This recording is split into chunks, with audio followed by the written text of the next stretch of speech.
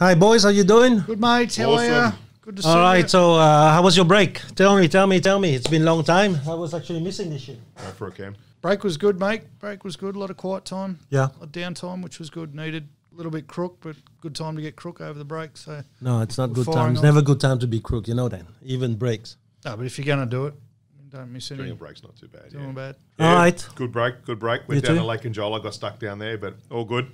Yeah. Got home in safe, and it was a different holiday. Had some friends around for some good times too, so it was good. Good holiday. Good break. Outrageous, mate. Why? I'm outraged. Yeah. Oh, that's what the break was about. Here You we watched go. Facebook, or you watched Instagram, the whole break was about being outraged at shit that people have got no idea about. They outraged about ScoMo. We're going to sack the Prime Minister because he started the fires. We're going to blow up. We're going to donate money to charities for the fire relief, and then we're going to blow up because we don't know where the money's gone. Maybe we should have checked that before we donated it. The amount of crap that's been going on over the break, I'm on a rant about it. And the people that drove to Mount bloody Lake Conjola after 2 weeks have been told not to go there on holidays, you're going to be putting lives at risk and stretching the services. Filthy. Where did you hear that, mate? Because I don't listen to radio, I don't listen to watch TV, don't watch. But you went down to that lake. Absolutely, He went to that bloody lake. absolutely. I went to a caravan that my sister-in-law owns, and we were invited down. I had no idea. Mate. It All right, boys. Let's calm down. Let's calm down. Maybe some juice will calm it down. So let's start with one of our bottles here, right? I would say at this point in time here, probably let's start with this one. Start with mine. It's from the Margaret River, a Sauvignon Blanc. Yeah. It's a nice young one, 2018. I saw it on the shelves. It looked good. It just won a couple of medals, so I bought the bloody thing.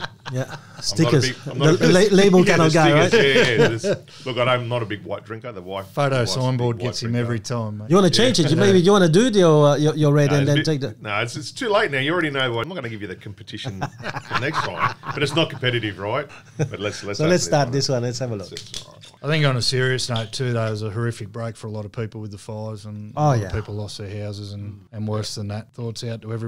I know thoughts do very little, but I was on the phone with Stephen Thompson. All of a sudden, I could hear right behind him, please evacuate. People in Bound Mountain, please evacuate. So this is serious stuff, man, right? yeah, we all know Butch, the Charmhaven office fire came right up behind it as well. But A lot was of people- Bush a normal fire? Butchers? Yeah. No, it was the Prime Minister started it. Oh, was it? Yeah. Let's try. Cheers, boys. Cheers. Cheers, man. Cheers. Happy New Year, boys. So a great year. I like that. To a great year. That's pretty good. It's not bad. Where are the leaders in this country? Well, let's start. Let's have a look. First of all, what is it you know I don't know? No, I don't know anything. What I know is that where are the leaders in the country? Whose idea was it for him to go away on holidays? Where's his empathy? I mean, the most awkward thing I saw over the whole break was him trying to shake people's hands, and when they refused to shake it, actually grabbing their arm and shaking it. Where's someone who can rally the troops? Where's someone who can bring the country together when that's what we need at the moment? We don't need all the shit. At the moment, we've got the inmates running the asylum. You got to look at Facebook for 5 minutes to see a bunch of uneducated morons spouting off about shit they got no idea about, and they're allowed to do it, and then that's driving the agenda of the whole country at the moment. It's scary times, mate, because we've got no one to say, stop, pull your heads in. The guy who is running the country doesn't have the right to do that because he's bloody on a Hawaiian island somewhere. Yeah, right. We're lost, mate. It's scary times. We got... So what are you trying to say here? Because I'm not getting you. Scott Morrison, according to you, has done nothing wrong. No, it's not that he's done nothing wrong. I think sacking him's the idiots that are saying sack him. If we sack him, we get Peter Dutton. That's what I mean about uneducated morons. We get a bloke who hates everybody, hates gay marriage, hates immigration, hates everything. That's the next bloke who gets the job after we sack Scott Morrison. People aren't doing their research on what they're actually saying. That annoys the shit out of me. There was all this outrage on You're Facebook. annoyed today. He's on I'm the fired up. he's on the annoyed bandwagon today. I've had 2 weeks of it. The proof is in, mate, when people started circulating a headline that said Australia to kill camels because they're drinking too much water in a drought. And everyone just read the headline and didn't read the article. How could they kill these animals? It's insane. ScoMo should be sacked. This country's going to the shit. If you read the article, there's 300,000 camels that were introduced by the Europeans 200 years ago that are destroying all the country and all the landscape, so we need to shoot camels. Fake outrage, mate. I made one comment on it on Facebook calling everyone out on their fake bullshit, and it all stopped. Stop pretending. You mentioned Lake Conjola. I've got a mate who'd saved for 5 years to buy a house in the bush. It was their forever home. It was their dream house. Turned out to be Lake Conjola. They moved into it on the 20th of December. It burnt down on the 24th of December. Ooh, gee. He's on Facebook saying, I was down this year. Or maybe I got the date. It was definitely the 20th he moved in. Whenever Lake so you would have Conjola phoned burned. down on the 31st. Yeah, Okay, right. Yeah. right. So close. So his Facebook post, I was down the shops. My wife and dog were at the house. We didn't know where each other were. We thought each other thought we were dead for 5 hours. So grateful to be alive. The house can be rebuilt. Now's not the time to be carrying on about who caused the bushfires. Q, we'll call him Michael in bloody Carryong, who's had nothing wrong with the bushfire, nothing to do with him. Yeah. Oh, they sack the government and carrying on like they're affected by the bushfires. The people who actually had real issues. When we were doing the last podcast, we had to stop the podcast because I kept getting phone calls from my wife. Yeah. My mother-in-law's family got told it was too late to leave. They were this close, and 2 people died fighting the fire that nearly took them out. Yeah. And I went to Bargo on Christmas Eve, and the whole town came out just to clap the fire brigade. Yeah. Not a mention of the government, not a mention of climate change, not a mention of all this fake bullshit that people are carrying on with. It was, thank you so much. We're glad to be alive. Let's work out how we recover and move forward. But there's no one leading these fucking imbeciles, telling them to pull their heads in, and that's what we're lacking, mate. We've got no leaders. No one. The media get a hold of it. I watched Scott Morrison give a press conference where he apologised for 10 minutes about being in Hawaii. Then he spent 10 minutes talking about what they were going to do to address the fire situation. And then the first question, after they said, righto, questions, the reporter stands up and goes, so, do you think it was a good idea to go to Hawaii? He just spent 10 fucking minutes apologising for it. Yeah.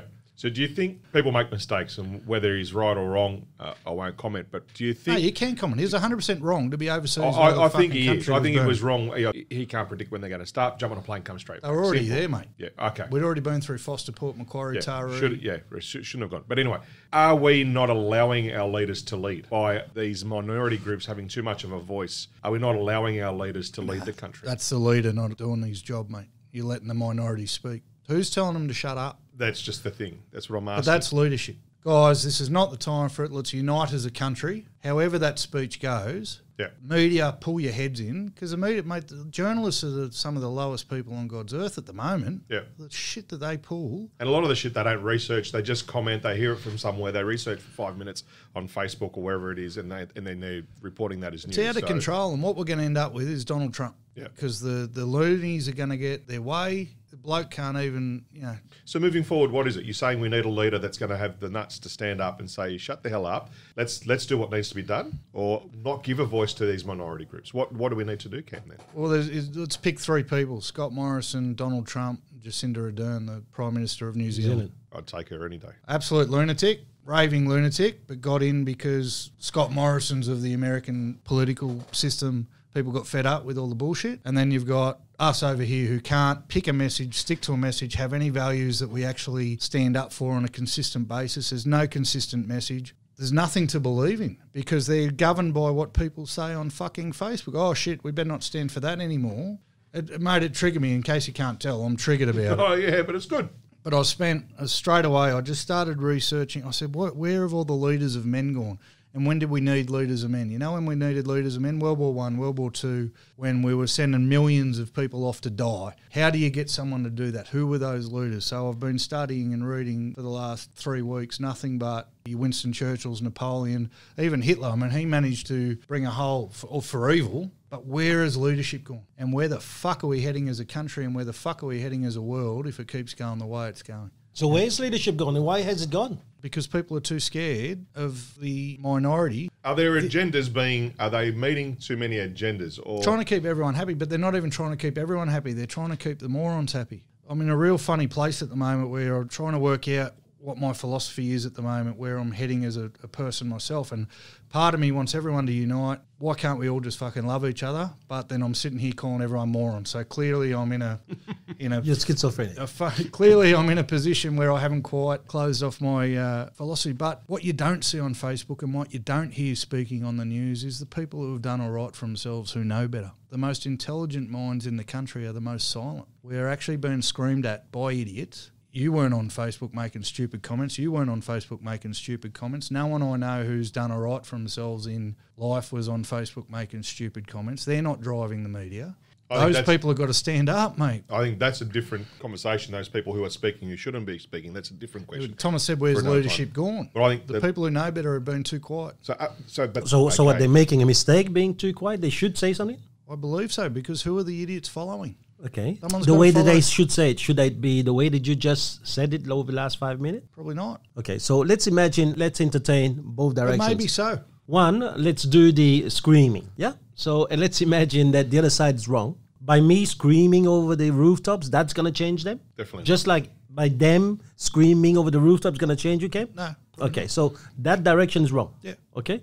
So what about the other direction where we can all make our points and find unity in the point? Is that possible though? Wow. That's the thing. It's all left and right. Where's the common sense party? Where's the middle where That's the problem with common sense. It's not that common, right? Yeah, you but can either side yes, would I say believe- either side would claim that their point is common Yeah, sense. but Yes. it's- Oh, that wall's red, now it's black. That's how bad it's gotten. I think we've got into an environment where people's opinion has to be the right one. They Yeah. won't believe or listen to the other side and go, okay, we are allowed to have different opinions. It's okay. It's actually good to have differing opinions. And I think people have forgotten that. And people, especially in power, want to prove it. And I think it is the fact that they've got things to lose. They've got hidden agendas there that aren't allowing them to lead like they should be leading. And those agendas may be their cushy pensions and cars afterwards and pay packets and so forth and wanting to be in power and get re-elected. So how do we change it? No, but Scott Morrison has a guaranteed pay pack after They he retire. gets kicked out or he retires. paid the pension forever, He- aren't they? He'll get it, okay? What you're saying there is probably wrong because this guy, if anybody else, this guy's got an opportunity to say whatever is right for the country. Where I probably now will start with Cam is he's gone a bit soft. He's gone into hiding just because he made one mistake. He made a mistake to prepare certain things with his family, even though he's got the job to lead the country. And he's made a mistake to have a fucking fire flare up when he left. That's his fault. He should have prayed and make sure that the fire only flare up after it come back. Here's a common sense. This guy has got the opportunity to say it. Many of us, we don't have that opportunity because our voice probably not as important. And many of us probably we are busy with many other things in our life. Yeah, I agree probably with Cam. Maybe everyone should have a voice and say something.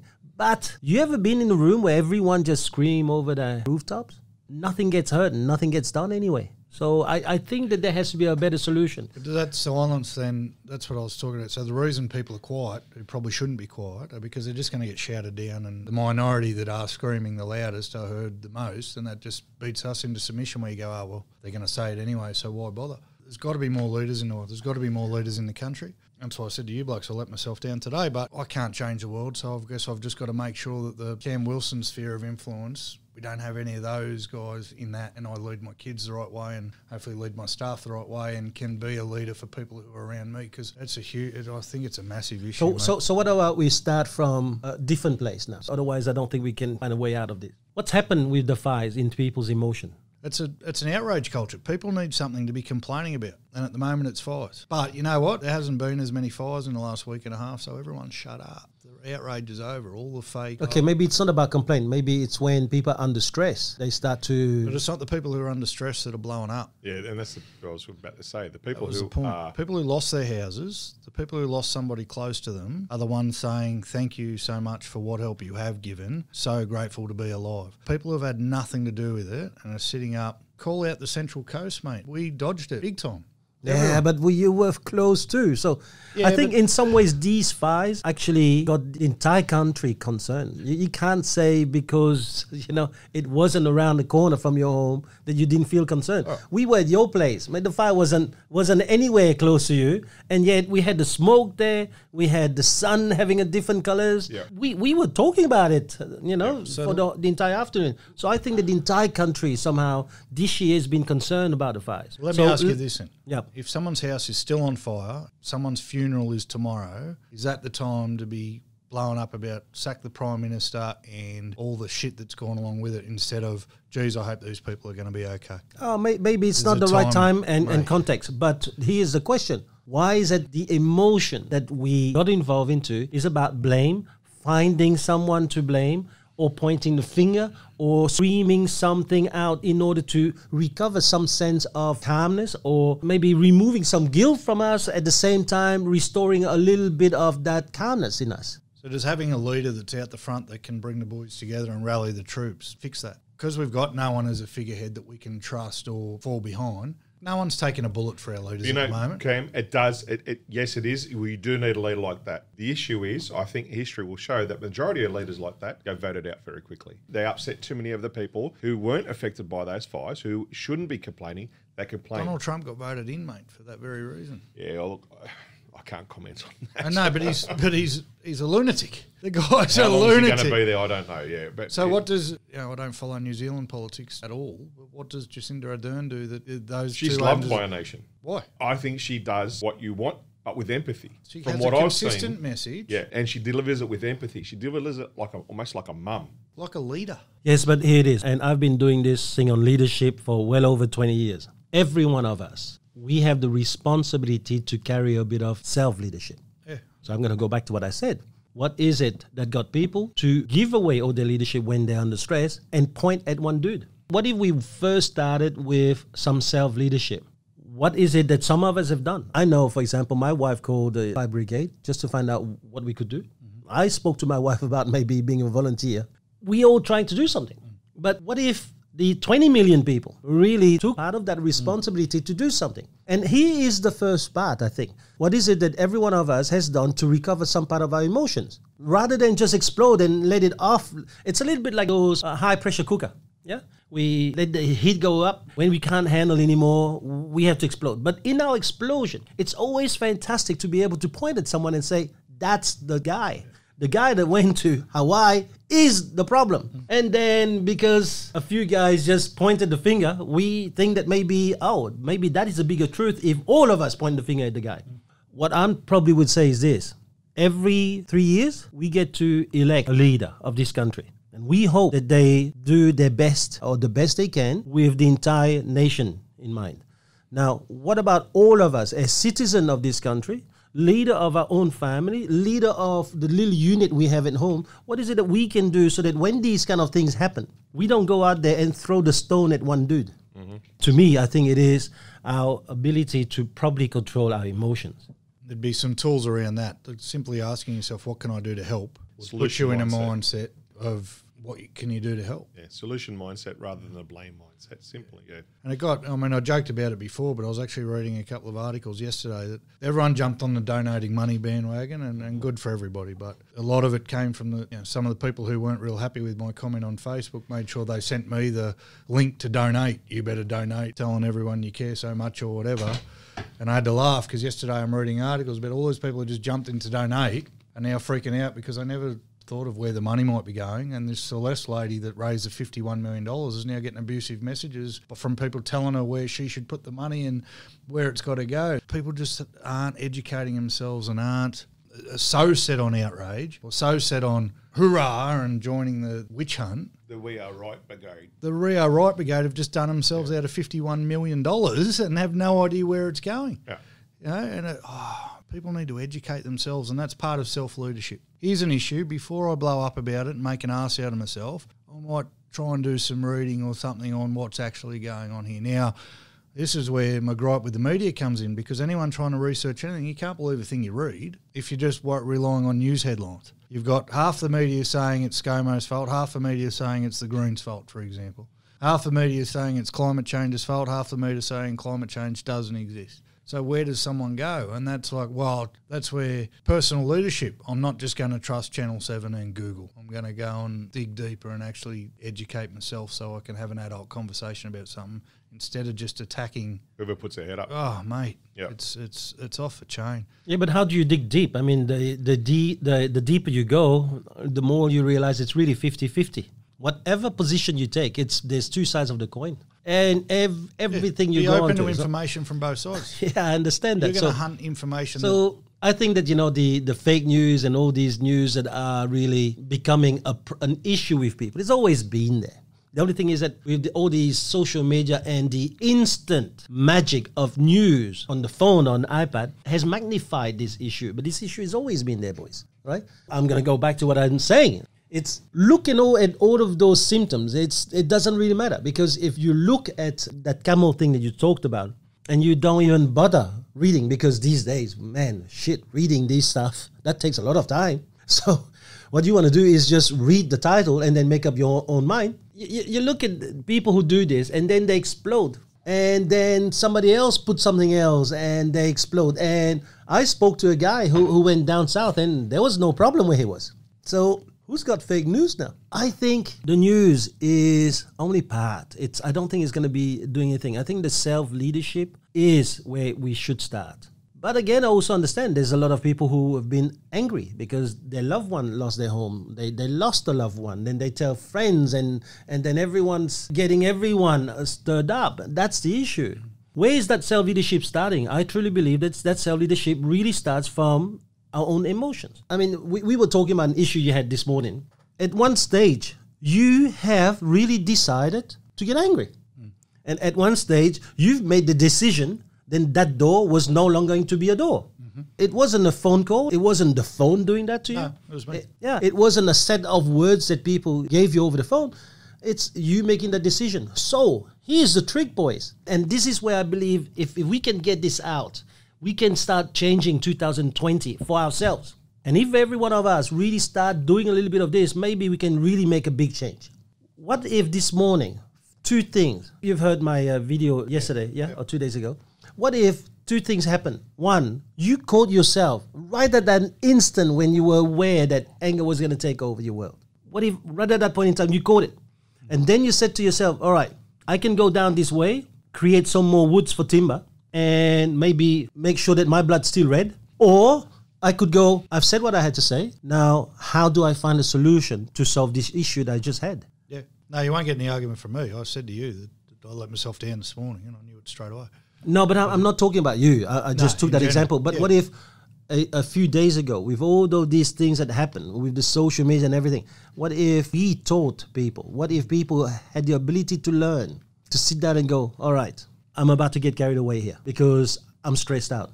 The fire is 5 k's away from my home, right? Or like Steve Thompson, I just renovated my house. I've just done all of these things. I spent 1 year renovating it, and now they just asked me to get out of my house and run for my life. So I'm angry. And when I'm angry, what do? And I talk about maybe the freaking greenies who are making rules so that you can't even burn a tree that is 10 meters away from your home, and it's now going to burn my home. You can come up with all that stuff. Or you can sit down and go, hold on, can I stop this? Is this something that really happened because someone was after me? Or are there people way worse off right now? You know, it's a funny thing. A few months ago, we were all crying for the farmers. Do you know where the farmers went this Christmas? Do you know where they went? To fight fires. And no one spoke about them. Everybody spoke about the guy that lost his house. What about that one? What it means is that our emotions is quite stirred because of the focus we put on certain things. Yeah. Staying in the herd and staying in the group is easy though. So who do people want that to take on the self-leadership, or are they just happy, yeah, there's something I can try and get some likes from a status for? Or because, I mean, it was the same thing with the farmers. Farmers, fires, it's going to rain at the end of this week. I guarantee you someone complains after 3 days of rain. Mm-hmm. Guarantee it. Because they can... But that's a culture, isn't it? Yeah, and it's... Look, I don't think where's the leaders? That's what I mean. I don't think people want a level of self-awareness, to tell you the truth. I don't think people want it. And you are partly right, because I think a lot of people are comfortable within that pack mentality, that complaining, whinging mentality. I think they're comfortable with it. It takes someone brave to stick their head out from the rest, to actually speak up and say no. Oh, maybe someone whose amygdala has been removed. Maybe that's a better thing to do, you know? If you can find a guy, remove his amygdala, send him into fight. He's got no fear, that dude, he'll never stop. Or we teach everyone. I'm just thinking, I looked at young kids. They're angry. Why? Because they see the parents getting angry. I look at other kids, they're feeling sorry because their parents feeling sorry. I looked at young kids who are asking whether they can help and trying to write on their iPad to their friends, are you guys okay? Why? Because their parents behave this way. What if we as parents, instead of really getting on the bandwagon now, which is no different to what the news been doing, that's what we started with, what if we sit down and go, all right, how can we really change that? Guys, I've been fortunate over the break. I read a good book in one way, but not such a good book in other ways. That's why I don't even want to divulge the title. But the message I got out of it is that we do emotions. It's not something that just spring out of our head. It's not something that just happened because I see the fire coming towards my house. I do anger, I can do sadness, I can do happiness because my house is insured. I can do a lot of things, right? So we do emotions. I think that the minute that you really understand it, you now realize emotions not something that comes out of a gene. I came from an angry family, therefore I'm going to be destitute to being an angry person. Is that what you say? No, I can still have a choice, right? And the beauty of that line is that if we really do emotions, two things we need to be doing. One, find out how we do our own anger. Like the way you do your anger is very different to mine, very different to yours, Chris. We do angers very differently. No, the short fuse you have is maybe because your trigger points are way so well organized that it just take one and the domino effect just push everything else. But if we can do this, that means we can undo it. Yeah. But then we have to know the mechanism. We do emotions. And correct me if I'm wrong because you've written the books, but I'm sure I've seen that in either the Singapore manual or the Fiji manual. You're talking about it now with a renewed sense of meaning behind that we do emotions. What did you take we do emotions to mean and now you've changed it? You've just explained what it means to you now. I think that from where I saw we do emotions, I was still taking the fact that events came in and then we chose how to react. I react. Yeah. Where now I really believe that I create the emotion, which means someone says something to me and I am the one creating that scream or that anger, or I'm pointing the finger. I'm the one doing it. And what happened is after that I read that book, I decided that I was going to take, first I did 1 minute, where for 1 minute, I'll force myself to just being aware of every single emotion I feel. Whether I was listening to news, Then that's when I realized, hold on, I was actually inquisitive when I decided to do this, and then suddenly here I'm hearing CNN saying some crap about someone, and I'm now angry, right? So 2 seconds ago, I was curious. Now I'm angry, just a few seconds. And so I decided to catch myself for a minute. And then I went for 10 minutes. I'm not in the 1 day yet, but now I really try and catch myself in the hour, when and where I change. And then the second step I did is, how did I change? And so I noticed that a lot of the change happened when my first few values were hit. As soon as my values were hit, I'd go there. And then the other thing I did too was I use a lot of looping. So I go from one bad thought, I go to another bad thought. And then I use a lot of what the other person has done in the past. And so once I have reconstituted that, what I have done is I have actually analyzed the anatomy of my anger, how I made it. It's very different to other people. And so when I realized that, the next step was that I decided, no, is that going to be beneficial? Because if not, what am I doing here? I'm only going to put some more poison into somebody else, plus that poison is going to come back at me. And so I made the decision, no. Man, at the beginning, it was tough.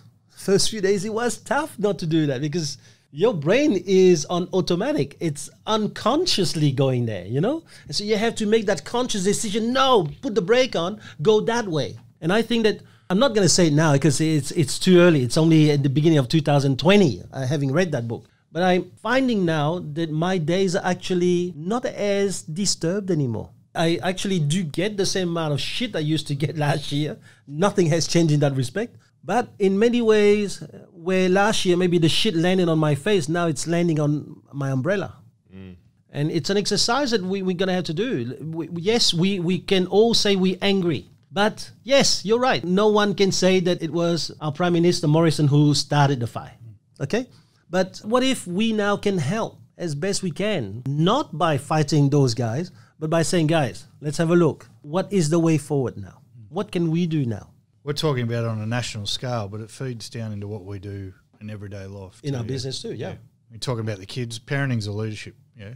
Absolutely. So when 100%. I say we're lacking leaders, for the people who are on Facebook now that are my age to be saying the stuff they're saying and carrying on the way they're carrying on, they've lacked leadership from themselves and from the people above them in the hierarchy. But in our business, Australia, so a lot of groupthink at the moment, a lot of group talk, denouncing a leader who's vacant, inmates are running the asylum, people carrying on. Sales team that doesn't have the right leadership. It's identical symptoms. It's identical. They can talk. They haven't got someone in front of them who's done it before them. They haven't got someone there with a consistent message. They haven't got someone there to show them a better way. So it starts unravelling like it has in Australia at the moment. We've all seen it. We've all seen it in our sales teams, and it'll ruin it.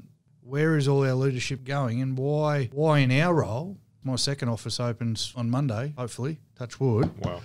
Well done. Why does someone in my position not want to be the best leader possible so that thing which is going to feed my kids for the next 100 years, hopefully, runs as well as possible? Are you saying why aren't you going to be the best? We see it in our network. We see it in other businesses. We've all seen it. You're a sales manager. I'm an owner. Thomas has been a sales manager and owner and now owns a network. We see the lack of leadership everywhere, do we not? Yeah. Have we all had teams fall apart at some stage? Yeah, absolutely. Yeah? Of course. Was the main root of that problem us or them? I always, and it's a lesson I've learned recently, it's always ourselves. When I say recently, within the last 18 months, 2 years, it's always ourselves. We have to be better for others. I've been through 2 teams now in a short period of time. It took some pointing out the first time, but not the second time. 100% my fault. You've had teams fall apart. Can you trace it back to yourself? Yeah, it's always back to yourself or to your ego. You don't like to put it on yourself, but because of ego, you always want to find someone to blame, and which is exactly what's happened here. And I think that once you make the decision to accept that it takes 2 to tango, and you are one of the party dancing, then maybe you've got some responsibility to take. When you do that, I think that you can really now start to be what I call accountable, because you now have accepted the responsibility to take action. Right. So we've got people blowing up at a Prime Minister who seems vacant. We've got staff members blowing up or blaming their leaders for their lack of results. The symmetry runs through all parts of life. Yep. We've got kids blaming their parents for all the issues in their life to a point they're still 50. They're 50 and they're still blaming their parents, you know. Why don't we get off the world politics for a second and get into the personal politics, our ownership? The politics of what are we doing in our offices? How's our leadership going? What's happening with our teams? You know, why do people stay? Why do people go? Do you know what? The politician listening to this wouldn't like this, because they like us to remain the way we are, because Like us in the Matrix, being mate. stupid and being divided the way that we are, Lego movie. it's easier for them to lead. They don't have to be that smart. I don't go onto Facebook. I get shown whatever's important on Facebook. But there was, during the break, a line about teachers needing to shut up rather than telling the student things about climate change and blah, blah, blah. And there were things being said on Facebook. One of the parties, when he got that news to me, I started to read just for fun and have a look. And he is a kid, I think she's studying to be a teacher, who came up with her own opinion. And yeah, okay, maybe the way that she said it, it was very much like she knew everything and she was a kid. But I looked at the other people getting back at her, and I'm thinking, if that's what we have in all of us, no wonder it is easy for an idiot to take over this world. If we can't even sit down and have a look and see that, you know, she is studying teaching. She has got the need to show the world and spread her knowledge. And her point wasn't bad. I mean, when I was reading her point, it was actually not bad. But we were all going on the emotion thing. You know, it's a little bit like if it was label these days, most people, they wouldn't even want to know who's got what point and what policy this year. We just go with what, usually, most of us, we just go with what our parents voted. And immediately the other guy is an idiot. So you tell me who's the idiot now. Because most of those people who were writing shit about her and say, oh, you put your head in and you're this shit and you this and this. I looked at and I read their shit and I thought, I put all your shit put together. You didn't even make one good point against this kid. It's oh, no, you are. You're an idiot. No, you are. That's the response, right. yeah. Because of this mentality, for example, in regards to this Facebook thing, because I put something on and my kid is my blood, therefore my kid is involved, whatever is going to go against this, I'm going to crucify. I think it's wrong. If we continue like this, then yes, it is impossible, mate, to make this world a better place, right? It's the common ground. But why are you putting something up on Facebook? You're only putting it up there for people to go, how dare someone go boo? Like, why put it up there if you're not going to be able to cop any criticism for it? And that's what they say. They say Facebook will be dead in a day if they take away likes. And that's what they say. If you take away those likes, Facebook would be dead. You've got to think about why you're posting that in the first place. I know the post Thomas is talking about, and I'm thinking why. And it wasn't climate change, it was vegans, I think. Whatever People shouldn't eat meat. Oh, is it? Oh, Whatever it Bloody matters. vegans. I had a beautiful steak last night. But the discussion was quite a nice one. Anyway, that wasn't my point. That was one example. But I think that comes back to what we said before, what I mentioned before about people not allowing people to have their opinion. Let people have their opinion. And you'd think when someone's posting on Facebook that they would have that time to check their emotion and not let their emotion come through in what their reply is, and have an intelligent response to what someone's saying rather than just attacking people. Yeah. The fact that you're writing something on Facebook means you're having your opinion, which you're entitled to. So then to turn around and say that no one else is entitled to their opinion, great point. It's fucking moronic. Great point. Isn't it? I know I keep pulling out horrible words. Again, I want everyone to love each other, but everyone's a moron. I've got problems over here. Let's all be stupid and kiss. I've got issues over here, you idiots. No, so what would be your issue? You seem to have that dichotomy between peace and love one side and the other side. If you disagree with me, I'm going to freaking shoot you. No. It's not about if I disagree. It's people making moronic statements without having... It's people commenting on the camels without reading the camel that sends you mad. Yeah, but that's not If you had a gun, you shoot him. It's not disagreeing with me. I think it's a frustration thing, Cam. You've got It doesn't... It's frustration. my opinions are... I consider myself open. I consider myself left and right. I consider myself... I think climate change might be an issue, but I'm not going to ignore the other person's point of view, and I don't get on and... As soon as someone talks about teachers, I don't get on and denounce it, and then I don't denounce it. I don't do that stuff. What I do know is the people who get on with their super strong points and you'll never be silenced are quiet a day later because they're just doing it for attention or whatever they're fucking doing it for. That's what I call... But why would you allow those people to work you up? Because...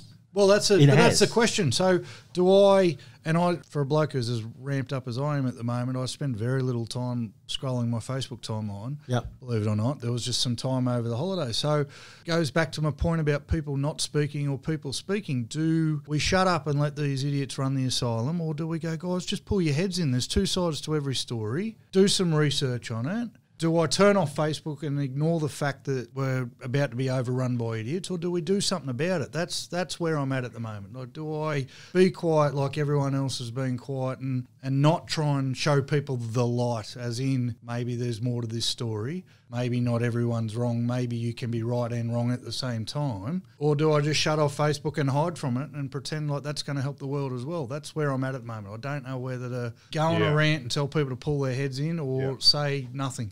Coming from a leadership perspective, do you think then, for some reason this has popped into my mind, is about the Marines? The Marines have a thing that it's their responsibility to tell their leader if they're doing the job wrong, and vice versa down the ranks.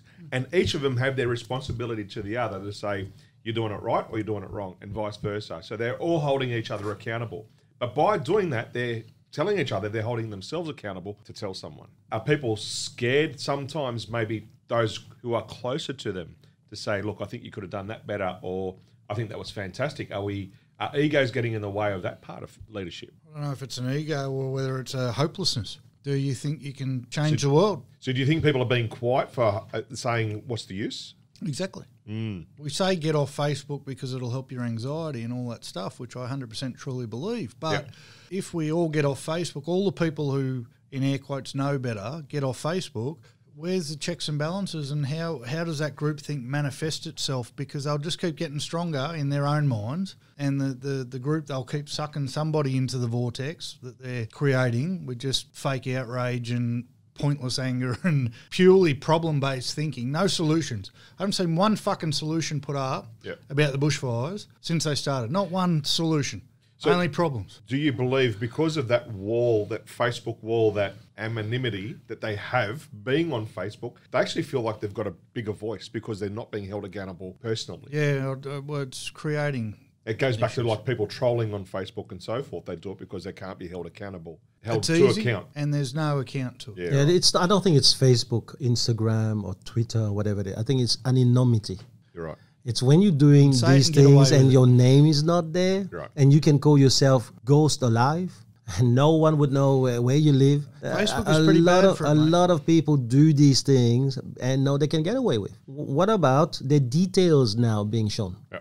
I think I voted Liberal last time because of economic stuff, but I'm not a Liberal. I'm saying a lot of stuff about ScoMo, and it might come across like I'm defending. I'm not defending him, but you jump on and you go, ScoMo, I've seen someone say he should be dead. Shoot him. Fuck him. He should die. That guy's got kids. He's got a family. And then you know what? 2 days later, you're dead quiet and you're on to your next fucking problem. So I don't necessarily, it's not only when people can hide their names. It's not anonymous.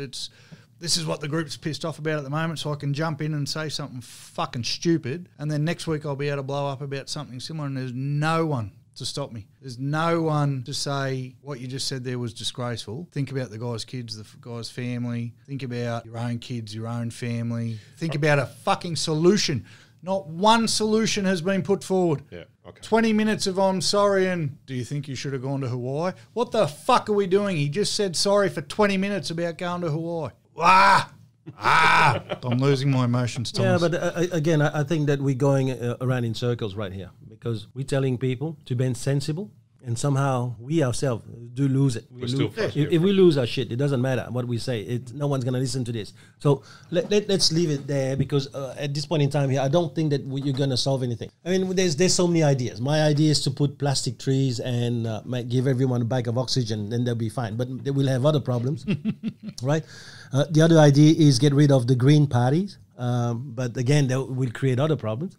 The big thing that we have to look at is in our little world. So let's go back to why Wine and Wisdom is here for our sales team, for our leaders, the sales unit, the people who are going out there trying to make a difference in their group of 10, 20 people. What can we learn from there and teach others?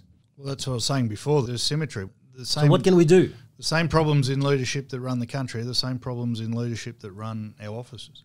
Not being there when you should be, not leading by example, not having a consistent message, letting group think. Okay, so let's have a look now. You guys, in running and managing teams, you have people beneath you. So what would you do now in your office? For me, I think that one of the biggest flaws of most offices is not having a good-sized team. You'd call it 10-40, Thomas. Yep. Having a good-sized team. So if you did have that one person that was producing quite well, if you did have that one person leave, that wouldn't be felt as bad as if it was a 3, 4, 5-man show. If you had a 10-man show and that one person left, one of the things is building a good team. Another thing is following the system, following the Wisebury manual, having the meetings and the sales meetings and so forth, holding each other to account, and that gloves off talk that you speak about during leader managers meetings, and having it regularly and keeping that on a regular basis. Just a few of the points. Yeah, no, just talking about, for example, from the fires, what I've learned is if I was to have my own little unit now, I'll make sure that the culture we have in our unit is very clear. Culture. That if you have a problem, you can bring it to me and tell me.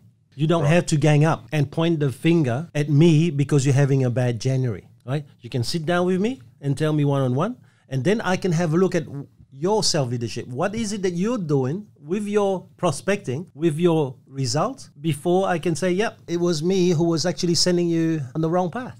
Yeah, culture's the word in all those, everything we just said. And you said it before when I said about people complaining, like you said, isn't that the culture? Yeah, fucking is. It starts with setting that culture, and I've spoken to, well, we've had this conversation briefly before. The leaders set the culture, not the people we're employing. You said people beneath me before. We're all equals, but we still employ these people. Absolutely. Yeah. So we create the culture. You've got to be responsible for enforcing that culture. Yes, it's about having a team, mate. You get 10 people and you got the wrong culture, you're 10 times as fucked as you are with one person in the bad culture. Yes, having one person and them leaving will hurt, especially if they're a producer.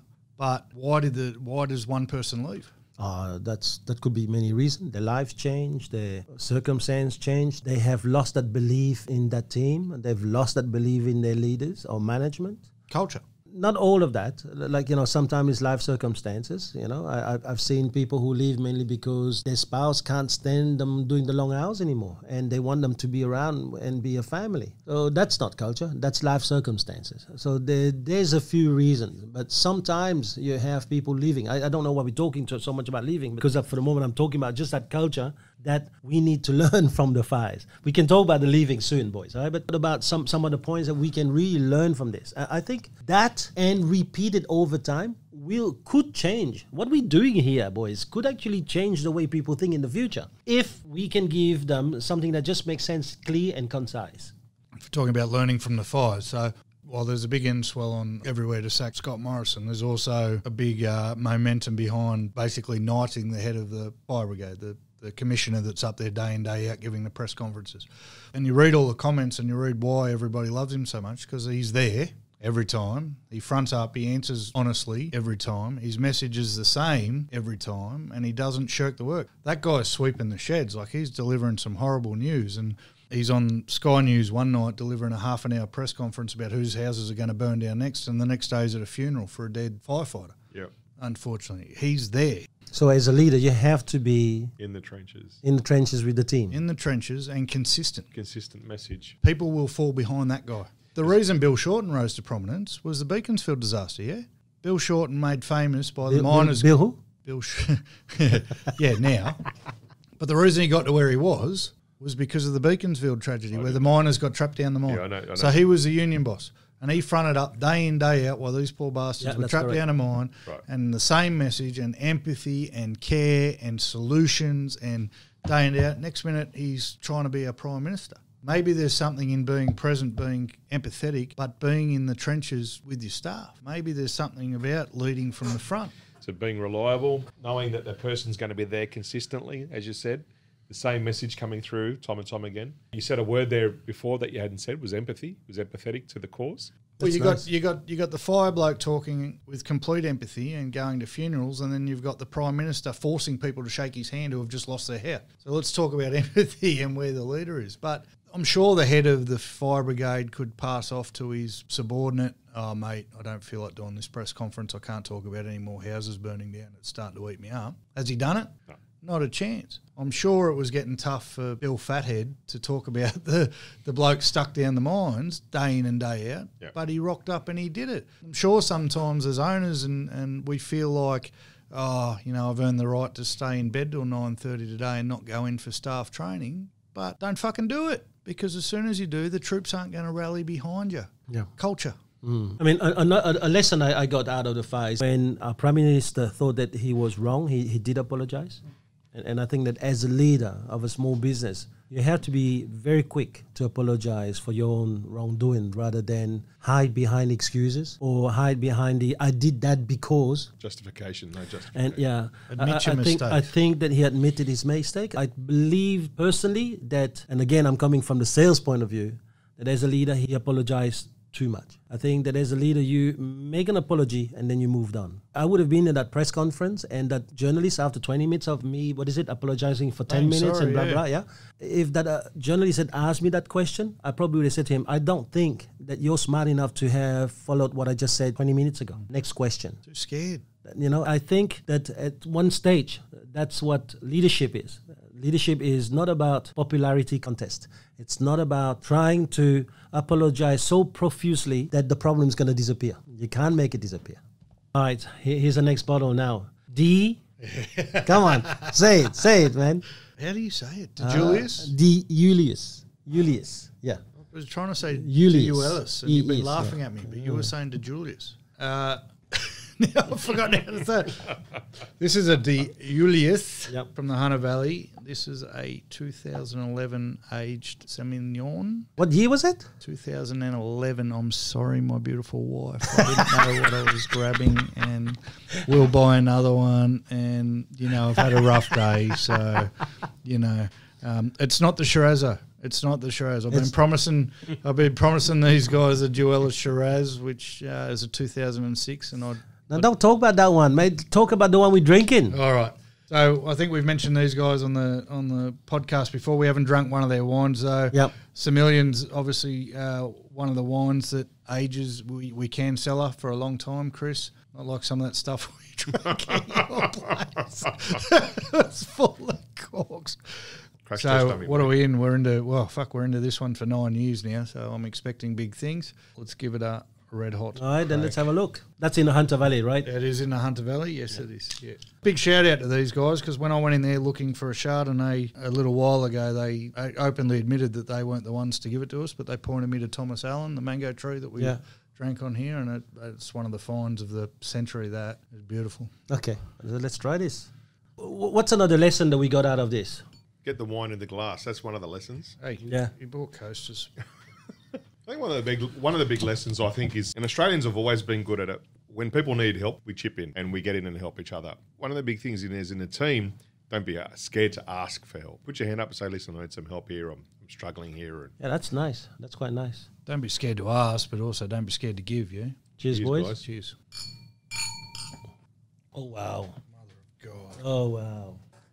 You're not a white drinker, Chriso, but that love you, wifey. She'll have divorce papers ready for you to sign. I've got them both silent. How good's that? That's nice. You like that? Oh wow. Yeah. So no, I was thinking about your lesson. I think that was a nice lesson to be able to do that.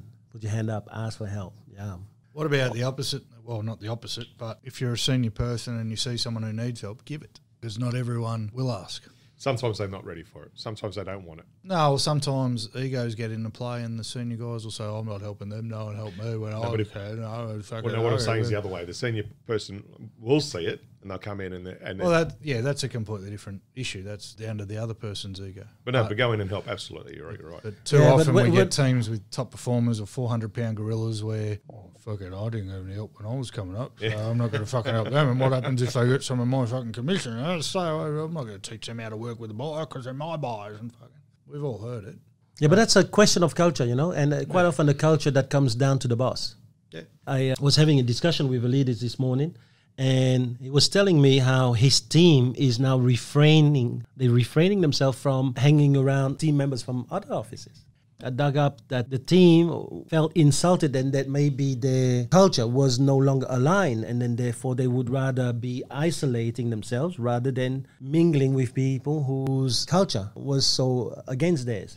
I said to the leader, I do believe in us being an agent of change.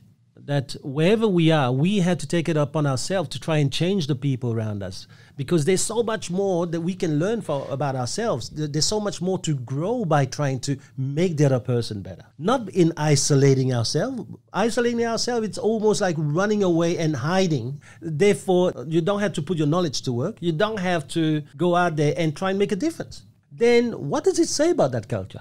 And I think that in terms of helping others, it doesn't have to just be people you know. It doesn't have to be people who just live in your street.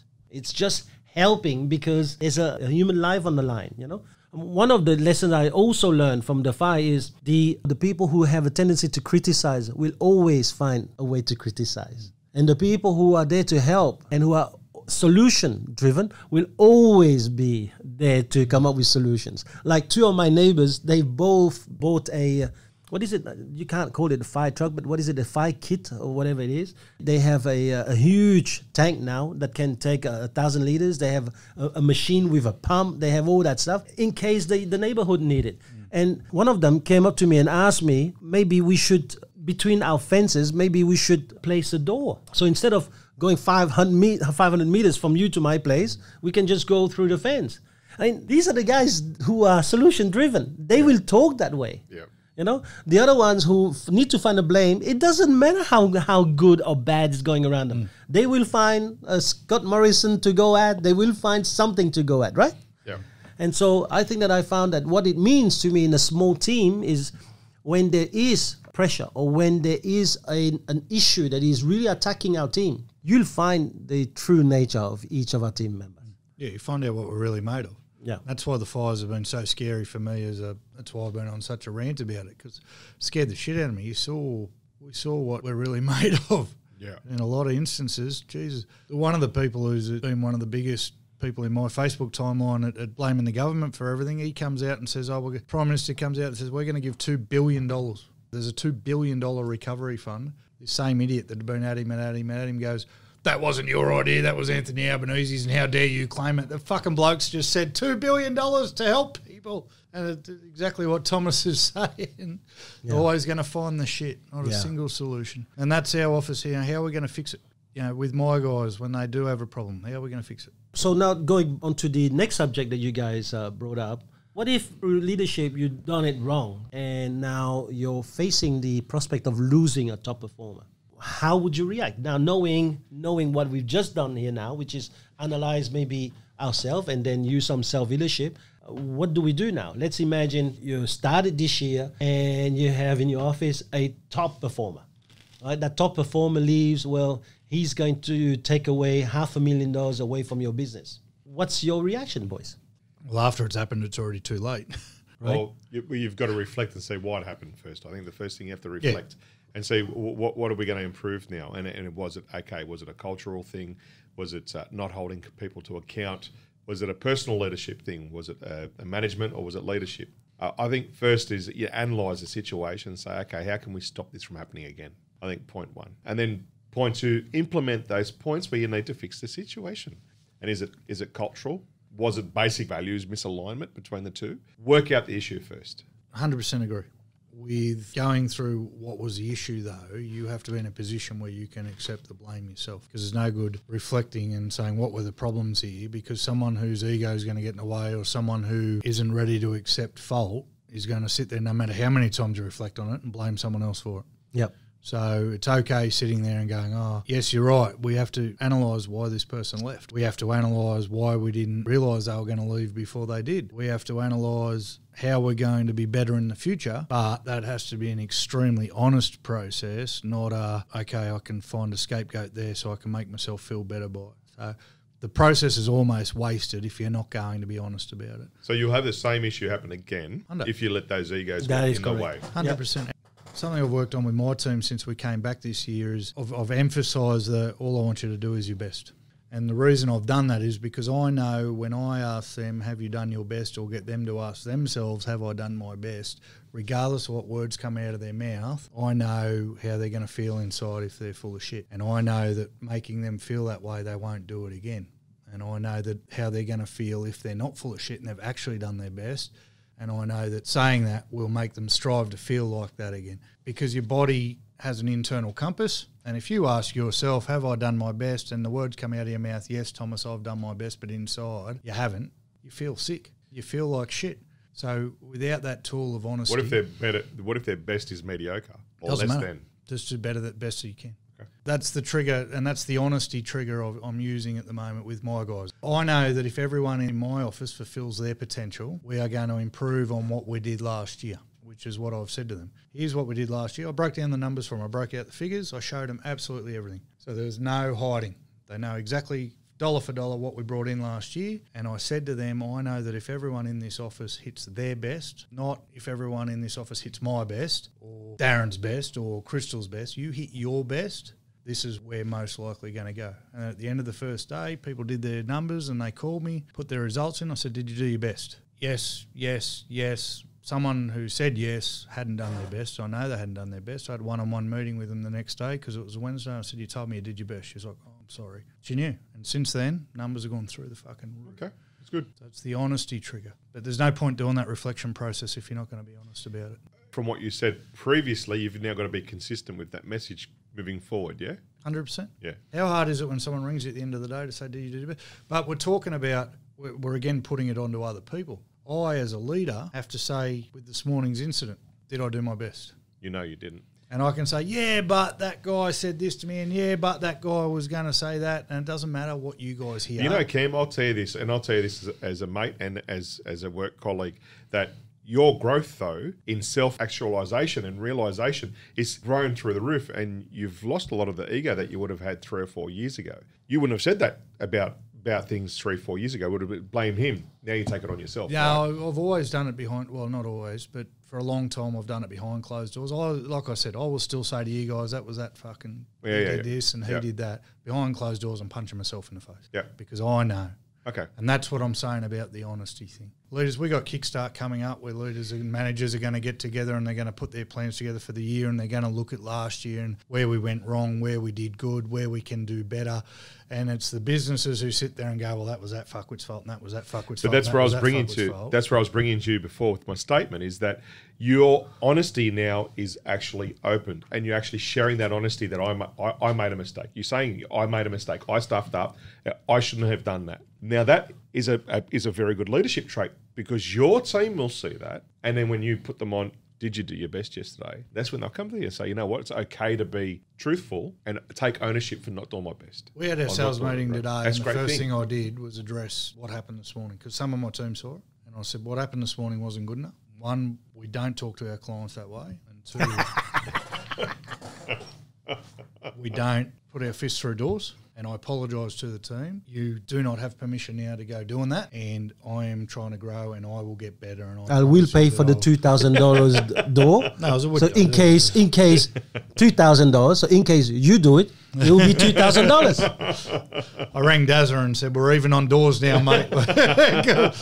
But yeah, we're trying to get onto what have we got to do if a top performer leaves. I haven't had it happen yet. Yeah. I had a situation at the end of last year where someone who we all thought could have been a top performer and make us sort of $700,000 a year, I had to make a decision on whether I kept her or not based on culture and based on, yes, she could bring me $700,000, but what's she going to do to the rest of the team in the meantime? And I probably stewed on it longer than I should have, but the decision was made to cut that loose. If you've got someone in your office who's making that kind of money, I mean, would I have made the same decision if she had been bringing $700,000? I'd seen the $700,000. Can't say because I haven't been there. All right. So, Cam, you were saying that you had the top performer and you cut her loose, but you took too long. Yes. So it was a cultural misalignment. Yes. So the way it went down was interviewed very well, opportunity day amazing, her resume not in real estate but in sales very, very strong, very professional. She was my age, which when you're in an office full of 20-year-olds, having someone your own age, good. Became apparent very early on that it was a cultural misalignment, as you want to call it. Because of the work I've been doing and because of the fuck-ups I've made in the past that have been my fault, the reason I say it took too long is because I wanted to make sure that it wasn't my ego, me just not liking another strong personality in the office, right, making sure that the feelings I was having, which I had pretty much from the get-go, as far as once she started working, were the right feelings. So your belief is if she had started and kept going within the business and you didn't let her go, she would have decimated the team or affected the team considerably? Would have been gone in a month, mate. The team would have been destroyed within a month. It was problems. That cultural misalignment, Thomas, I ask you, is it the misalignment of values? Yeah, it is a misalignment of values. And I would say the reason Cam says within a month, it's because her character is so strong that she would have really decimated everyone. Mind you, I think that by the opportunity day, Cam should have seen it. I would say that Cam had signs. To me, the mistakes that Cam had was that he did not trust his sign. Did not trust his own instinct? Gut feel. His instinct, right, okay. He actually overwrote these feelings. Okay. Mainly because his emotion was driving him to think, hold on, in the past, I made wrong decision on this. People have been saying this to me. And he's been going on all of those things. He gave her another chance. When he gave her another chance, then she started working in your office, right? So by then she hadn't even done the course. He had 1 or 2 instances already where team members were going, mate, this is not going to work. And still, he didn't trust his own gut feel there. I think that maybe if there was anything, it was the case of being too nice and not trusting your own instinct when you've been a leader for 3 years. I think you start to develop those kind of instincts. Yeah. When you see someone, it's a bit like me now when I have to do an interview for someone. Before they put their bum on seat, I've already read them. Right. Yeah? So you're going to have to really learn from that too. I made that call, and there's people in the office can attest to this. At the end of her opportunity day, I offered her a job. The moment I offered her a job, she changed. And I walked out the front and said to one of the staff I trust, right. I went, I fucked up. I said it.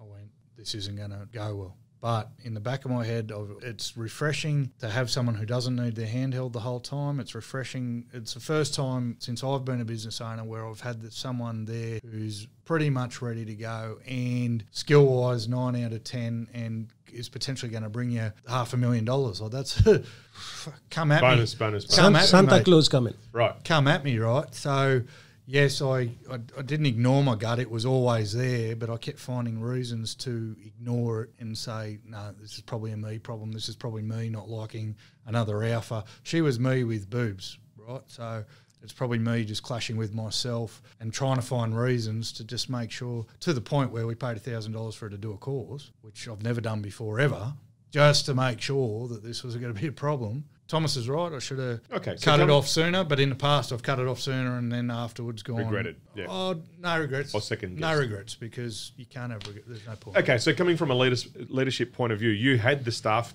telling you actually had your soldiers, you had your army telling you, guys, this is the wrong decision. She's not going to be a fit. Yep. But you took a little bit too long to act on that decision. Your gut feel, you took too long to act. I asked the team to trust me. I said, look, if it's not right, I'll make it right. That was the first conversation after we let her go.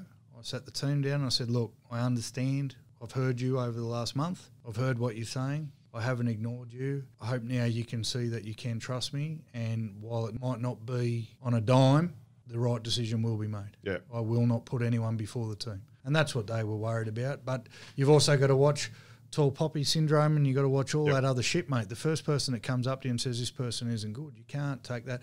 And mind you, we hired 5 people at the same time. There was only really one of my core group that had been there for a while who expressed any concerns to me. The others hadn't said anything. And it was the newer guys who had come on the same time as her. So that's all the stuff that's going on in the back of my head. Is this person saying it for their own gain? You know, what are these things we've got to sort out? In the end, my feeling that I had 5 seconds after I offered the job, 100% right. Was right. 100% Okay. right. I went, fuck. So a leadership lesson is make a quicker decision. Basically, trust your gut, make it a quicker decision. Did we lose anything apart from $1,000 by it taking 4 weeks? I don't think so. Okay. I learned a valuable lesson out of it, which is selfishly, it's a good feeling to know that your gut instincts are right. It's okay to make a mistake, don't lose the lesson. Yeah, it was. What did we lose out of it? We lost 4 weeks of wages. Yeah. And a lot of fucking Panadol, mate. Oh man, that's a story for another time. No, right? but a lot of Nurofen and Panadol because of the headache. Like I had 4 weeks of headache with it. Yeah. What was to be gained by cutting it off sooner? Less Panadol use and a few $1,000s. Do you risk or flip a coin on a few $1,000s to potentially make $700 a year out of it? That's a decision you don't know until you're in that position. And like I said, I'd never been in that position before. So has this made you better at recruitment, better at interviewing? Has this lesson improved your leadership skills or your staff selection? It's probably going to change ability? a little bit of our system in that I believe from now on pay for a week's trial rather than just one opportunity day to make sure until I'm that cocksure of my own ability to pick it in one day. Letting people go, firing people is not a happy task, regardless of whether they've pissed you off, regardless of whether they're not a good person. It's not good. This was 3 weeks before Christmas, for fuck's sake. Yeah. You've got, I said this before about us as leaders, we are employing these people. It's on us to do the right thing by them, not necessarily the other way around. Yeah.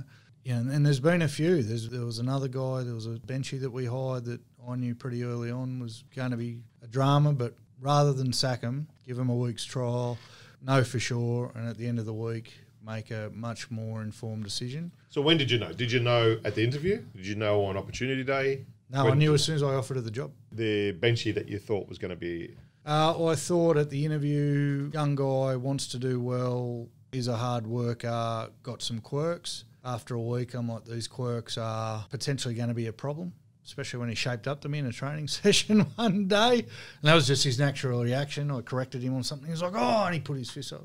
Don't ever do that again. But because we're nice guys, it waited another week and it took him to cross a cultural line in the office for me to march him on the spot. Okay.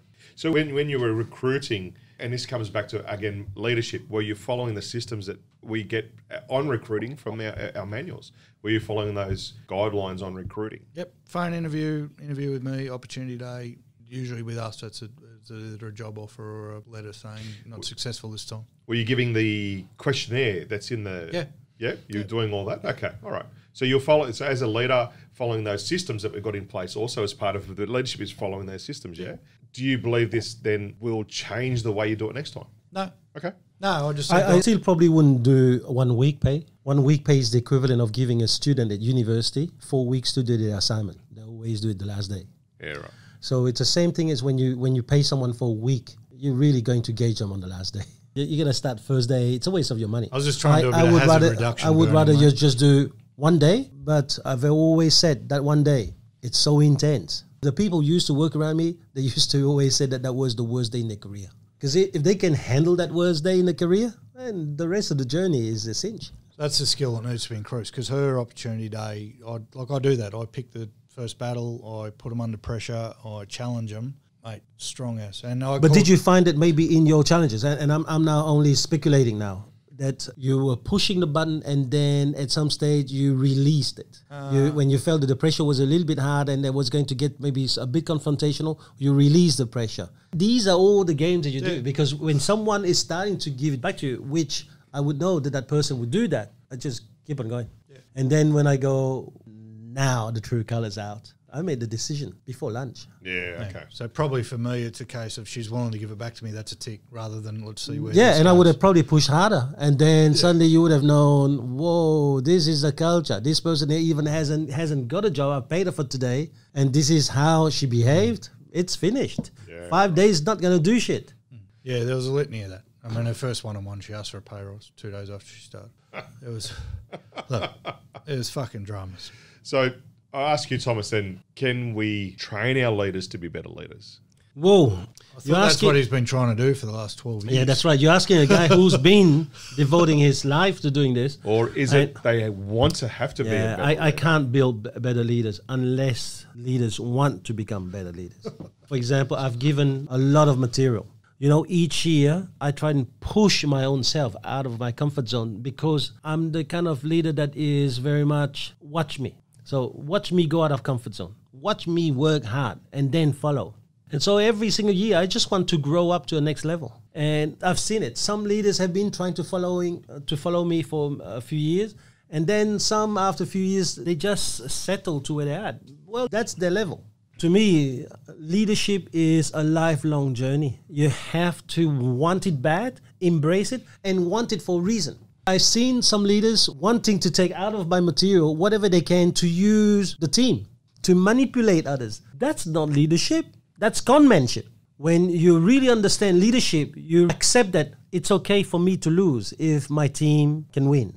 It's okay that if someone needs a little bit more this time, that I do this. If you are a salesman and all that you want is more for me, and I'm going to screw you to get a little bit out of you so that there's more for me, you got no leadership. You're just a selfish prick. And I think that in some of our years of training offices, I have noticed a lot of people who would do anything just to give their team. I mean, one of the reasons I really gel with you guys is that you two boys are what I call the givers. In life, you have the givers, the takers. You two are ready to just go out there, punish yourself in order to give the other person a little bit more than they give back. I think that that's already a prerequisite. And then if a leader wants to improve so that he can improve others, now I can teach them everything about leadership. Yeah, right. But if a person is not there, right, they're not going to follow your leadership. They're going to look at that leadership and see what's in it for me. How do I ask this guy now to reduce his fees so that I can have it when I know he's not going to make base, so that I can get my commission? How am I going to just ask this guy to reduce his fees when I know I'm going to still make more? All of those things shows me straight away whether someone is ready for next level leadership or not. Which tells me, for example, the guy that won the Leader of the Year, that Rod Dillon, we spoke about it last time. You look at this guy, his entire culture is about you first. And you know when I knew it was you first? When Simon Rawson, the guy that owns an office in Monavale, had his aneurysm. This guy here had his daughter. So Rod had his daughter in hospital with a life-threatening operation. And still, he's the one who's taken the ferry, went down to his office to look after everyone for the day, while his daughter is on the operation table, mate. Yeah. You know straight that is leadership. Yeah. The difference between, I think we throw out the leader tag too soon. Does anyone here think that the minute you open a business, you're a leader? No.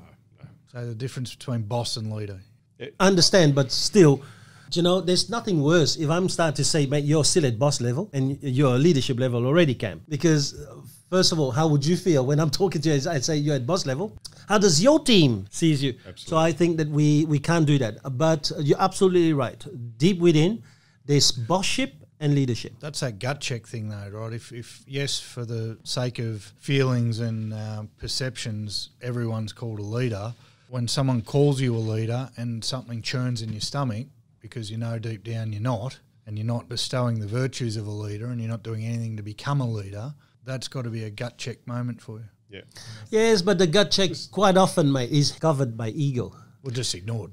Oh, fuck, what was that? I must have ate something bad at lunch. That's Yeah. that's You know, for example, a leader could lose a top performer and still say that's his fault. yeah. Right? He wanted this, he wanted that condition, and I wasn't ready to give him that condition. Therefore, he had to go. That's his fault.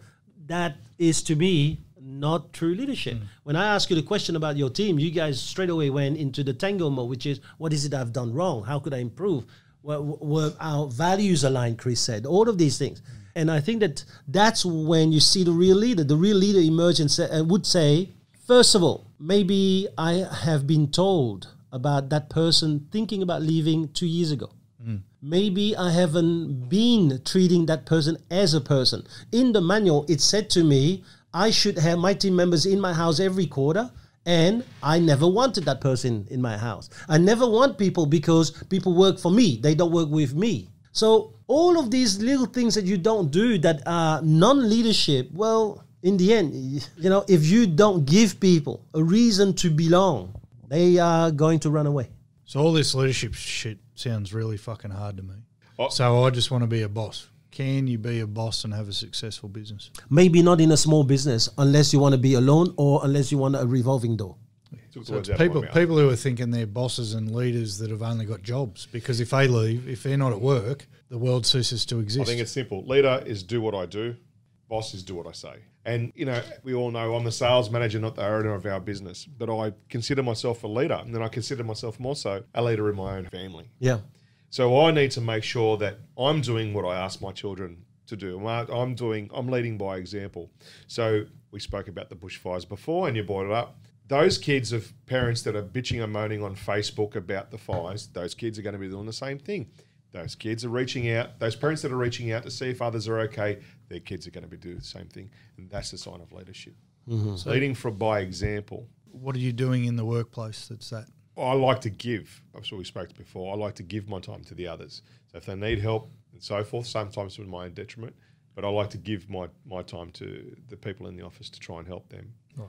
I like to go above what is required of me to help my leader. If he wants to go on holidays for an extended level of time, I'll step up into a role and do the duties that he may require me to do during that time. Do you do or have you done whatever you ask anybody else to do? Yes. Funny you should say that. When I was a cement renderer, was a cement renderer for 22 years, I would not ask anyone to do things that I hadn't done myself. So as a leader, I think, and as a parent, as parents, yep. It is our responsibility to lead by example and live a life by design, not by default, and show the kids that they can do the same thing, setting goals and so forth, and reading and self-improvement. That all is something that I hope our kids take up later on. Well, man, I was at your place during the break, and I can tell you, looking at your children, your leadership has gone leaps and bounds this year. You have done something at home that I would say I was inspired. I think it's something... It wasn't the wine. It wasn't the wine, no. 4 bottles in the bin. That was disgusting. The next day, coughing up cork. I had to have a crash test dummies, right? I've got all these beautiful wines for you. No, I've got all these wines to try, mate, I said.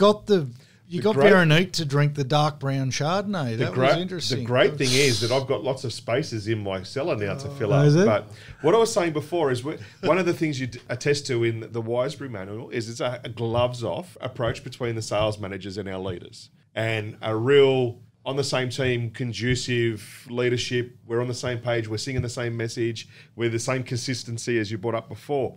And I think Rita and myself has achieved that, and it's only taken us 20 years to get there. But with our kids in the last 2 or 3 years, we have really started to be on the same page with them, the same message to them, and even her and our relationship has improved. So I think that manual is reflective in a husband and wife scenario, not only in a sales manager and a leader.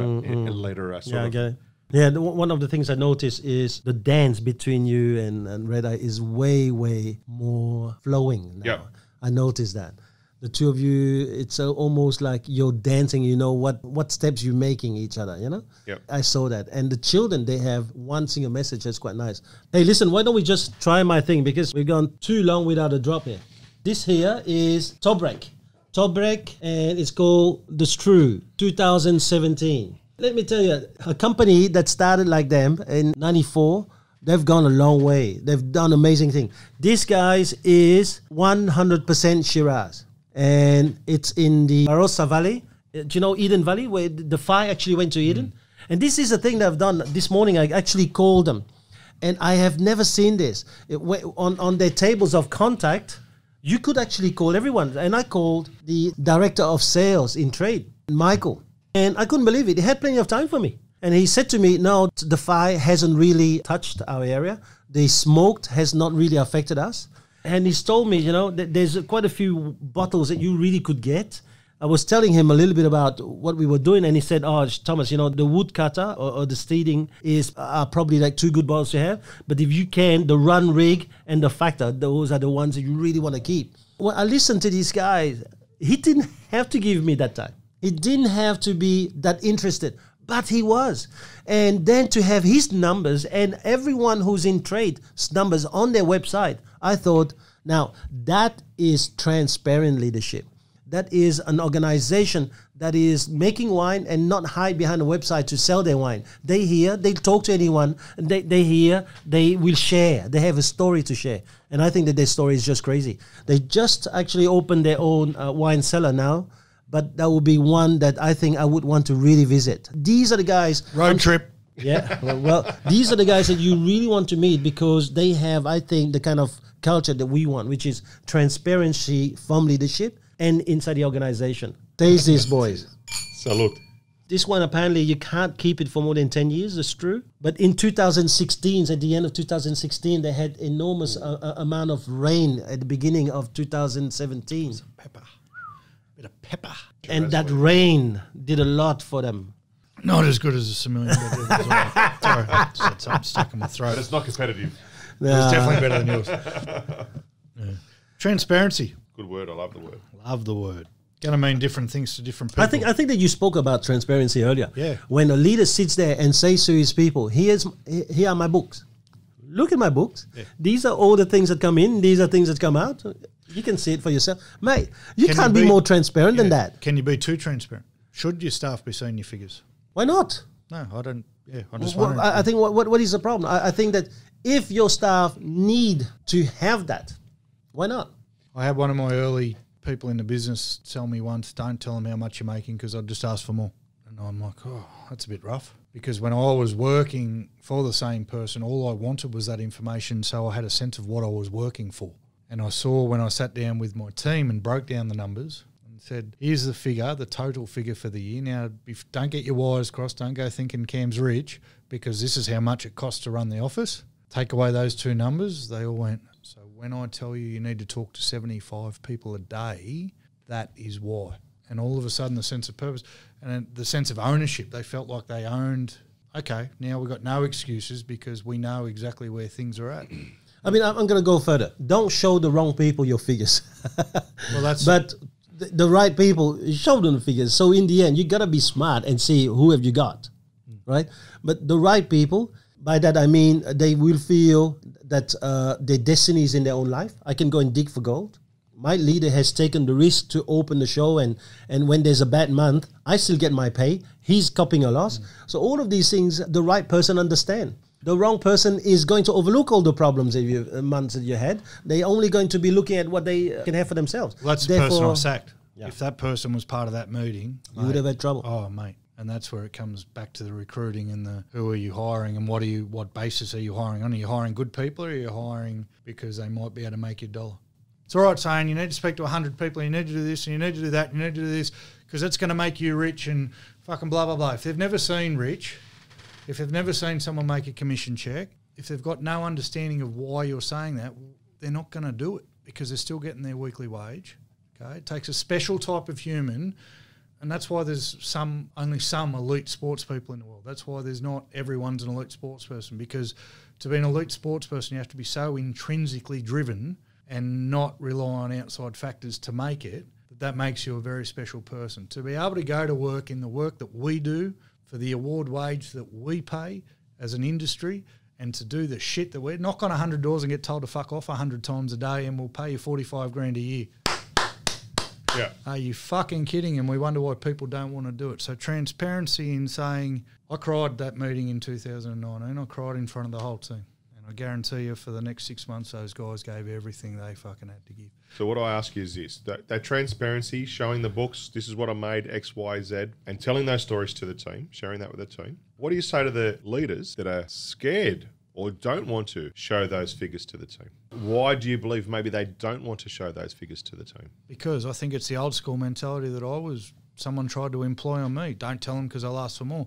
Someone thinks you're making a lot of money. All of a sudden, because we're inclined to not trust people and whatever, we go, oh, if they know I'm making a lot, they'll ask for more and they'll ask for a pay rise. Instead of giving people a purpose, oh, that's none of their business. They don't deserve. They're helping you make that fucking money. They're the reason you're driving that car. Apart from, I mean, you're the reason you're driving that car. Don't get it twisted. But if they're going on the ride with you, you share that fucking ride with them, warts and all. Yeah, yeah. Tell them the bad, tell them the good. You know, this brings me to something else, Cam, and it's something we get from you a lot, is that, or someone got the Cam that speaks like this, but then you get fired up, right? And you get the passion you bring in is fantastic. And we're speaking about what lessons do we get from the fire chief. He was always consistent and his message was always level-headed. He wasn't emotional. He always delivered a good message. And I can see that you would come to work with that passion every day. Do you think that's, again, another important leadership skill? Is it a skill, or is it you better be passionate about your own bloody business, because who else is going to be? Shouldn't that be a norm? Mate, you've been doing it for how many years? 2 months? Yeah, 2 months. Well, in the grand scheme of it. Carry On's 3 in August, so 2.5 years. Okay, so let's call it 3 years. So what I'm saying is, what about someone who's been doing it for 20? Well, if they're not passionate about it, why are they still doing it? Because it's a wage. Well, then don't expect... So they've got a job, not a business. Match your expectations with your level of passion. Yeah. I'm just surmising. No, but that's what I mean. Like, I get triggered. You've all heard me triggered. You heard me triggered today. Yeah. And that's about stuff I care about, and that's stuff I'm passionate about. So you better fucking believe I'm pretty passionate about the thing that's either going to set my family up or is currently feeding my kids, whatever level the business is. But that's the great thing, Cam, is you get triggered both sides of the scale. You are a passionate guy. That passion drives you. Yeah, I don't think it's a skill though. I think if you're not passionate about it, you can't. It's the same as when we're at a listing appointment, right? If you don't believe you're the best agent, are you going to deliver the presentation as best you should? And when you say you're the best agent for the job to someone, are they going to believe you? If you truly believe that you are worth, well, it's no shock to everyone, if anyone listens to this in Carrying or Barossa, we charge more commission than anybody else. So does Porsche. But there is so does Ferrari. There charge is, more than Hyundai. There is Bentley and Maserati. There is not one person that can come and give me a valid reason why I personally am not the best agent for that job in that area. Yeah. And that's I was teaching the kids about it, and the staff about it today in training. There's parts of the kit where you relax and you relax people, and then there's parts of the kit where you stare them dead in the eye and you tell them you're the best person for the fucking job. And that's the same with my business. So you got to be 100% you, but sometimes 100% me is way too much. All right, I get carried away with banter. Yeah, like that thing about killing everyone who was against the fire and. Yeah, I want to. Yeah, so that side of you, that schizo side of you, yeah. You know, I can be in the office giving everyone a hard time. They can be giving me a hard time. Someone sent around a meme yesterday of a fat, overweight, bloated goldfish floating upside down and said, "Just found Cam." Right? But the next minute when I'm talking about something to do with their job or I'm talking about the business, I can stare deep into their soul and they know I'm not fucking around, and they know that my intentions are good, and they know that I'm there because this is my golden egg and I want it to be your golden egg as well. I'm only picking up on the skill side. No, I understand, man. But is it a skill? Is it a requirement? Is it needed? I'm feeling it's needed in leadership. I think that is part of being a good leader. Yes. The reason Abdullah's team follow him the way they follow him is because of the passion that he exudes on a daily basis. So it's a requirement of a good leader. Is that 100% passion? a requirement. Okay, here we go. It's a skill. Can they learn it then? You're either passionate about your business. Can they find it? Can they find that passion? You need to find that one part of your business that you're passionate about. And if it's only the money, find that and hang on to it. But know that to make that money, you need these people, right? So if I'm passionate and all I care about is my wage or the money the rent roll's bringing in or whatever, be fucking passionate about that thing that is doing that. When it's, I've just got to rock up to work and these people know me and no one will do what I'm telling them to do. Don't take the money then. If you hate it so much, give the money to the rural fire service like everyone else is doing at the moment. Yeah, but it comes back to don't do anything or don't expect your staff to do something that you're not willing to do yourself or you haven't done yourself. If you're not passionate about your own business, if you're, as a sales manager, not passionate about developing people and growing the business and growing yourself, why the fuck would your subordinates be? Why the fuck would your colleagues be? Yeah. So requirement, yes. Is it a skill? I think it's got to be natural. I've always said if you're not happy, find something else to do. Yeah. If you're not passionate about it, why are you doing it? I don't believe that passion is a skill, okay? Because I think... For the record, Thomas just agreed with something I've said. How many episodes are we in? Sorry to interrupt you, mate, but I've just... No, I don't think that passion is a skill, because a skill, it would be like if you were to show me how to cement render. There's a skill. Yep. If I did cement rendering in front of you, you'd know whether I'm skilled or not. Yep. And if I improve over the years, you'd know whether I have upskilled myself, right? Yep. Passion is something that you are So you are passion. The moment that you found that thing that excites you the most. Like what Cam's saying, whether it is money for some leaders, and I don't find money passionate at all, but whether it is making sure that you're helping your followers to self-actualize themselves, whether it is you telling yourself, I'm going to go to my deathbed knowing that I have touched more people in my lifetime than I could, that is your passion. And if you can find that within the constraint of your little world, so be it. Then you'll become passionate. I think every one of us can be passionate. You take the guy that is the calmest, he's still highly passionate. You take people who apparently are not passionate, you get them to talk about the things they love the most, and you'll see their passion coming out. So I think that you are passionate. The thing is, can you find passion in the things you do? Okay. Your actions are then a sign of your passion too. Someone who isn't doing the do and doing what needs to be done, they're clearly not passionate about what they're doing. The Me Too movement, another big outrage, but if you met the 6-foot blonde walking down the street that had all the right moves in all the right places, you'd find some friggin' passion and you'd do what had to be done. So we all have especially you Italian blokes, we all have the love in us. It's all in the hips. But I'll bring it back to the same question then. Is that passion a requirement to be a good leader? I think to be a good leader in a small business, yes, but it's not necessarily a requirement to be a manager. And the reason I say that, in some of our offices, the leader has become the manager, and the manager has to play the leader. In some of our businesses, the leader is so transactional, meaning I pay you, you give me a result. Rather than you work with me, I'm going to make you better. That's transforming leadership. So in some of our offices, the leadership is so transactional that there's no passion there. When you become transaction, there's no passion. If anything, by being a transactional leader, such as I pay you, you work for me, you never have to come to my place, and you do what I say, and I can tell you what I want to say, and blah, blah, and you have to listen. All that you do is you grooming up mercenaries. Don't show them the figures because they'll just ask for more money. Yeah, right. We want people to catch the passion. What happens if one day we show someone our figures and they go, holy shit, I've just realised that I want to own a real estate business, and all of a sudden in a year or 18 months down the track they want to open up a business with you, and all of a sudden then they go on and open up another 3 offices and you're a part of all of it, and all of a sudden the money's there that you're so passionate about and the lifestyle's there because you've so short-sighted, some people, and they'll never lead, and that's where it's maybe not necessarily short-sighted, man. Selfish. Selfish. Because you don't think it's not seeing the bigger picture? If they were short-sighted, they wouldn't have a business. Okay. Is the level to short-sightedness? Well, that's giving different meaning to certain words, right? I think that some people are so selfish. They have stumbled on thing that is good, a formula that's working. Half of them will try their best to keep the team believing they can't do it without them. Half of them is going out there and saying, did you see how much it costs? Do you see how much we have to do? Just to keep the wings clipped on their people. And so they're people that want to work for the rest of their life, be a boss for the rest of their life. Yeah, and mate, I think it's driven by selfishness. There's no short-sightedness. If anything, they're seeing very, very far. Otherwise, they would not have done it. Only greed or selfishness can do that. Is that when you think that there's not enough in the world, that if you're going to start flying, there's less for me. So are those the sort of people that will then take out of the training, out of the manuals, the parts that they want, not the parts that they need? No, instead of taking the whole manual. No. Sometimes they can take the whole manual, but they will do a sell job and change the meaning so that it just fits their agenda. Okay. Sun rising doesn't mean the sun's risen. It just means that at some point it'll be lighter today.